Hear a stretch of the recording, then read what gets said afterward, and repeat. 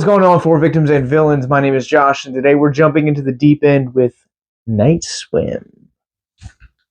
Night Swim tells the story of a family of four that moves into a new house and basically has a haunted pool. I don't know how else to describe it. So I'll try my best not to watch trailers before heading into the movies, because trailers A, just kind of give away, and B, if I have zero expectations coming in, then my chances of coming out of a movie being completely unbiased are usually pretty fair. So before making this video, I looked up the trailer to know what I could or could not talk about, and let's jump into it. This movie, if I could basically sum it up in one sentence, my thoughts on it, this movie is a less entertaining Amityville horror underwater.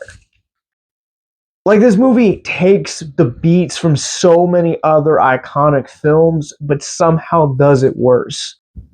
There's a moment in the film where it's a obvious homage to the whole Pennywise Georgie scene from the beginning of every version of it.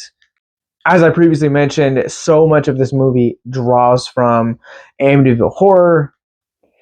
Some of the scenery and some of how the shots are set up could definitely be looked at as an homage to Get Out. And I say all of that to say that this movie is like an amalgamation of so many other iconic movies, stripped of quality scares and just genuine tension. So Bryce McGuire, this is his directorial debut. He's also the screenwriter on the movie. And I have a love-hate relationship with him as the storyteller behind Night Swim. From a technical standpoint, McGuire knows what he's doing. There are so many shots that are set up in this movie that are just absolutely breathtaking. They're gorgeous. They're lit well. The cinematography surrounding everything is done really well. Like, there are so many good technical moments that McGuire is able to pull off. And some of that comes from his direction as the voice behind the film. And on the flip side, this movie is just straight boring. Like I said, this movie draws from so many other iconic horror franchises, but sucks the well dry. This movie's only a little under 100 minutes, so not even a full 2 hours. It's just a little shy over an hour and a half, and this movie just feels like it drags. And again, it feels like this movie has good ideas and good things going for it. It just has terrible execution of said ideas. Another example of one of those good ideas, bad execution, is that there is a mythology and almost bordering folklore that is given about the mysterious circumstances surrounding the family and the new home. It's a throwaway scene. Like, they lay it out and throw it away, never come back to it. And it really hurts the film that it comes so late into the film, almost nearing the climax. I think the acting in this movie is passable. It's not great, but it's definitely passable. It's definitely one of the more redeeming parts of the movie. I was going to make it a point in this video to say that this movie feels out of season given its context with summer and pools. But as the old saying goes, January is kind of a cinema dumping ground where studios will take films that they either don't believe in or don't really think it has the quality, and just release it in January, one of the quieter times of the year. Granted, there are obvious exceptions to that, like Split and last year's Megan.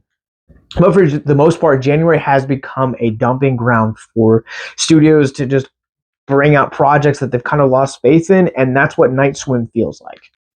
This movie is generic, boring, and just incredibly shallow. If I'm going to use pool puns, I'm going to say this belongs in the shallow end.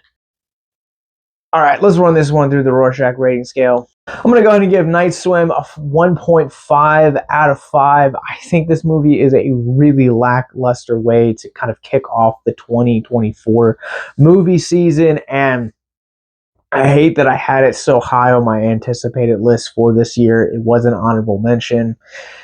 And I'm eating those words now because this movie was incredibly boring. All right, well, if you guys have seen Night Swim, what did you guys think about it? Comment below and let me know. But let's talk about mental health.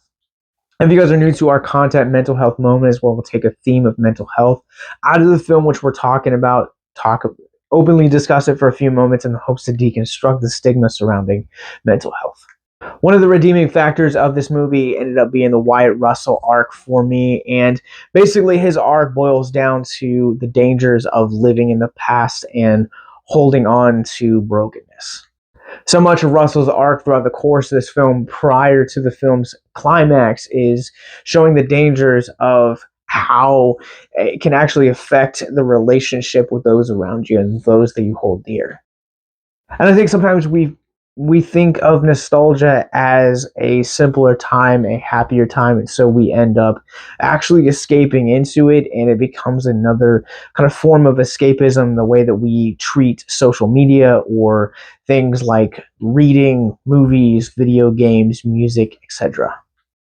And all good things are good in moderation, but if they become everything about us, we can end up actually hurting the people that we hold dear and the relationships that we care about. And also at the same time, it can also bring lasting, damaging effects to not only our mental health, but also our physical health as well.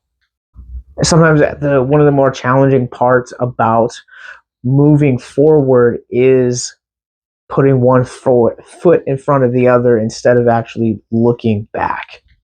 Looking forward is absolutely scary, but I'm here to assure you that putting one foot in front of the other and continuing to make that a healthy practice for your everyday life is going to benefit the relationships as well as not only your mental health, but also your physical health as well. If you or someone you know is struggling with suicide, addiction, self-harm, or depression, click the links in the show notes below to check out our mental health resource library. Night Swim is now playing in theaters everywhere from Universal Pictures, Blumhouse, and Atomic Monster. In the show notes below, you guys will also find links to all of our social media, more podcasts, more movie reviews, our Patreon, and a subscribe button. So until next time, stay out of the deep end and stay classy.